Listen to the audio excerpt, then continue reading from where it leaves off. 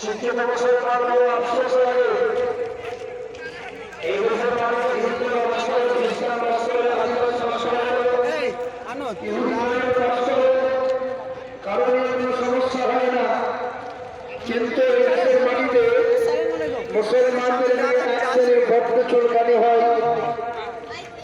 এই দেশের মাটিতে বাইবেল আছে, জন্দাবস্থা, ত্রিপিটক, রামায়ণ, মহাভারত, যজুর, ঋগ্বেদ, অথর্ব, কলিযুগ, মনুসংহিতা। কোন ধর্মগ্রন্থ নিয়ে কেউ কখনো মামলা করে না, কেউ কখনো হামলা করে না। কিন্তু এই দেশের মাটিতে মামলা হামলা হয় কোরআন দিয়ে। এই দেশের মাটিতে মন্দির আছে, গির্জা আছে, কারো কোনো সমস্যা হয় না।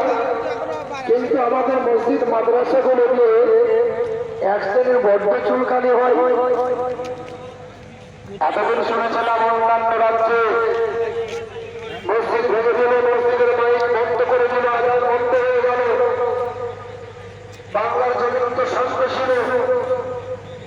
এই 12 দিন আগে কাঁদি এলাকায়, মেদিনীপুর কাঁদি এলাকায় 30 ঘর মুসলমান বাস করেছে। এই মহল্লায় অমুসলিমদের সংখ্যা বেশি ছিল।